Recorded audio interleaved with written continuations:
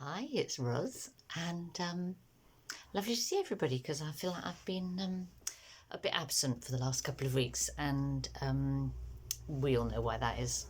Coronavirus kind of has thrown a spanner in the works in lots of people's lives, mine included. But trying to get back to a new normal, and we'll be making some films again, and wanting to stay in touch with the world of booktube and all you lovely people that I share that with. So this is my last Cromwellathon video because I've finished The Mirror and the Light. Now I say last Cromwellathon video, you will know if you've been following this at all that this has been a bit of a joint project in this household between me and Steve and Alfred, and Steve is halfway through the book and Alfred is going to read it next, as it were. So when the two of them have both finished it as well, I suppose it's possible we'll do a little coda for the experience with the three of us together, but we'll see. But it felt like I should get on and do something now before I forget what was in it. No, I'm never going to forget what was in it. It's unforgettable. The whole Cromwellathon experience has been an unforgettable one, and thank you to Jason of Old Blues Chapter and Verse for embroiling me in it. I'm so glad you did. And The Mirror and the Light is of course also my March of the Mammoth book, and it certainly is a mammoth. So and that's also a Jason thing, so thanks Jason, you darling. Also Lukas for that, of course. So first up, I want to say how much I've enjoyed the Cromwellathon experience and kind of sharing a series of books with some other people out there, and I want to say that it's all been great, but my favourite person for watching his videos and mutual commenting has been Jay Shay. So thank you, Jay. That's been really lovely. I hope it has been for you as well. So, Mirror and the Light, how was it? This book had two things to contend with, I guess, for me. One was coronavirus again. I have to say that one of the reasons that I've sort of disappeared a bit over the last couple of weeks is partly because I've been really busy with work responding to the crisis in my own little area, my own little sphere, the charity that I help run. But also it's had this weird effect on my brain, and I think other people have found this too, that I've become a bit flitty and inattentive, and so reading a kind of extended book was more of a challenge, and also I think I was less able to really concentrate on it and appreciate its finer points. Like my critical faculties definitely have been affected, so that was one thing that the book had to contend with. And the second thing that I had to contend with was my kind of amazingly inflated expectations, I guess. The whole reading the two books and being so just dying for this to come out. And so the fact that it's survived the experience and that I do think it's a wonderful book is credit to the quality of Mantell's writing, I think. I think the advantage that it had was that I was coming to it straight off the back of reading Wolf Hall and Bring Up the Bodies, and so I was really embedded in the plot, embedded in the period, knew all the characters, not just knowing who they are, but I think I actually feel like I know them quite intimately, or Mantell's version of them, to be fair. Their personal histories, their previous behaviour, what they've done in certain situations, who they've got on with, who've been allies, who've fallen out. That's really enriched this book to have that already in my head. I have to say that I don't think this is a standalone book. I don't think you could read it without having read the other two, or, well, you could, but I don't think it would be that good an experience. It would be really interesting to hear if anyone has or does, but I genuinely don't think that it would work. Although she does kind of go back and remind you of things. It's more like reminding you enough so that if you've read the other books a few years ago, it'll kind of trigger it in your brain. It wouldn't be enough to really understand what was going on. And I think you might feel quite sort of bogged down by it, in fact, if you were coming to it as a standalone book, because there's no getting away from the fact that this is a very long book. I mean, obviously there's longer, but, there it is, getting on for 900 pages, and 900 quite dense pages, or 880, something like that. And there are times in the book where you almost feel like you're getting a kind of a blow-by-blow account, or day by day of what's happening to Cromwell and with Henry, and there's a level of detail there that I think you would be impatient with if you weren't already very invested in the story. There's a whole kind of big chunks about the Pilgrimage of Grace. It was kind of a rebellion in the north of England, and I mean, actually I found that quite intriguing because I studied this period in history years ago, and it's you get a brief paragraph about the Pilgrimage of Grace, this rebellion that's about wanting to hold on to the traditions of the Catholic religion and monks and monasteries and so on, and because it ultimately failed, and no spoilers here because this is history, this is based on, because it ultimately failed, you kind of dismiss it as not being that significant, whereas what Mantell does is make you realise how unbelievably threatening it was to Henry, to the Tudor regime, and again the relationships between England and Ireland, England and Scotland, the Empire, France. Like, why on earth you'd be thinking of trying to have a bit of an alliance with the German Protestant princes? All of that becomes much more convincing, I suppose. I was much more aware of the impact that all those events had on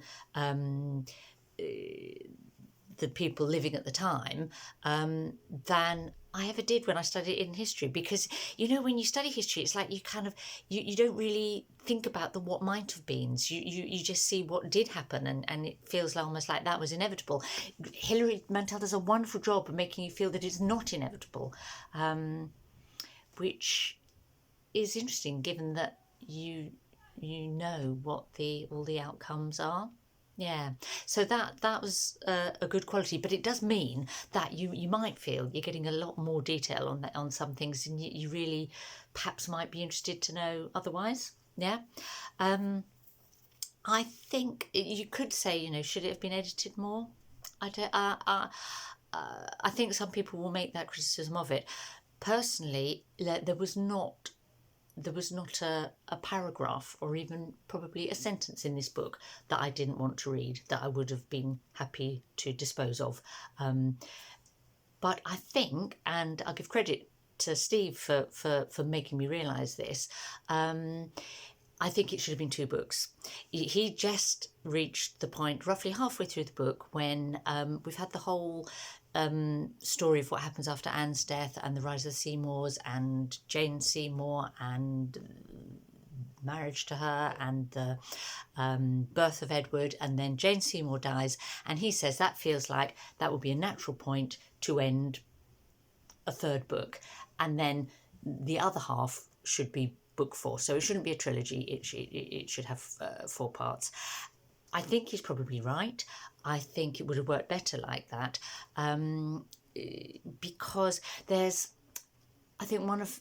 had a slight problem in the first half of the book that, there's like a story arc to a novel, and I was sort of feeling the story arc is not quite right, and then actually it kind of completes at this halfway point, and then I then in a way was able to enjoy the second half of the book more, because you realise you're starting a second story arc that completes at the end of the book. So yeah, might be better in two halves. Notwithstanding that, the kind of quality of Mantell's writing is as good as ever. I suppose there was a little bit of me that was slightly impatient for the end, because we know what's going to happen to Cromwell. We know it's not happy. We know things are going to go wrong, and it's almost like, oh, it's being dragged out, and it's really painful. Why is it so painful? Partly because you're with him. You know him so intimately now. He's like a relative, or he's not like a character in a book anymore. He's like, feels like he's sort of part of my life almost. So and brilliantly she makes it painful, because you just start to see him making mistakes, forgetting things, like Cromwell, who never forgets anything, who has this amazing memory, and things fail him, little things, but you can see this kind of this combination of pressure on him. He's had to kind of regroup and plan a new approach so many times, and you can feel his kind of like weariness as to, can he manage to do that again? And he's had to play people off and make choices about who he allies with so many times, and he still doesn't really know who he can trust or not trust. And yeah, you feel that. You feel his physical aging. That is very clear. So there's a kind of a mental aging, there's weariness, there's a physical aging. His malaria comes back, what he refers to as his Italian sickness or Italian fever, which is obviously recurrent malaria. Yes, it's, there's no other word to describe it than painful. And that's another reason why I don't think this would work as a standalone book, because I don't think it would be bearable to read it if you hadn't had the happier times, and the there's humour still, there's beauty in this book, but yes, you'd think, well, why on earth am I reading this? A bit like Les Miserables, I suppose. You see him being kind of fluctuating between knowing what's probably going to happen to him and being overconfident again. Henry's character becomes more and more complex and interesting as the book goes on as well. And there's as I say, moments of humour still, but it all becomes more and more bleak, and especially in the second half.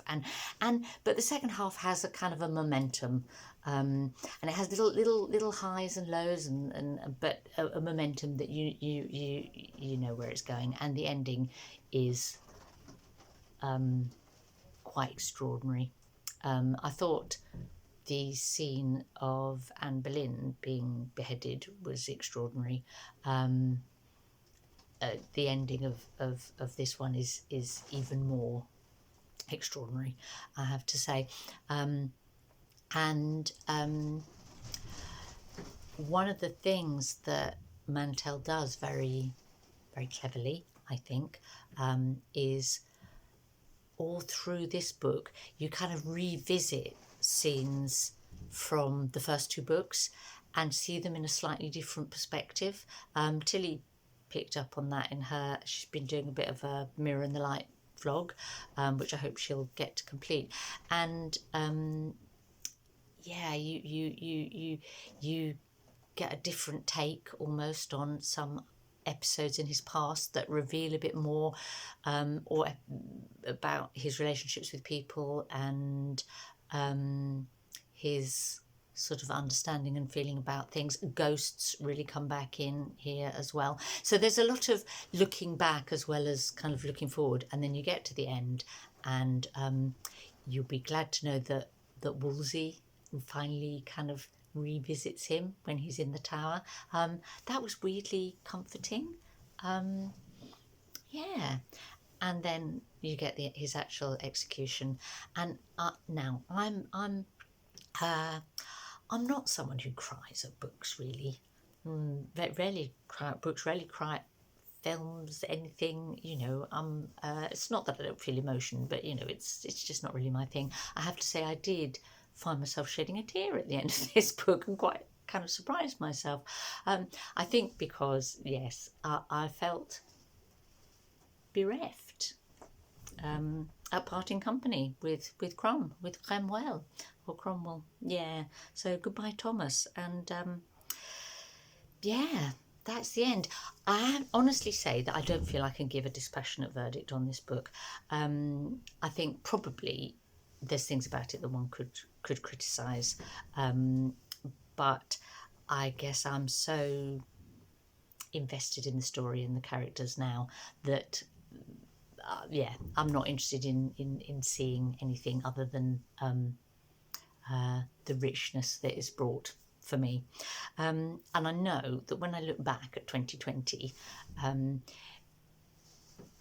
obviously it will be the year of coronavirus crisis, emergency, but it will also, the first part of the year will be the year of Cromwell, and I'm so very grateful for that, I guess. So with that, I will say goodbye. I will be back with some more videos in over the next sort of couple of weeks. The normal service should be resumed, I suppose, is what I'm saying. I want to try and find a cheery tag to do of some kind, and I should do a bit of a March wrap up for some of the things that perhaps I've missed. So see you soon, and stay well and lovely, everybody.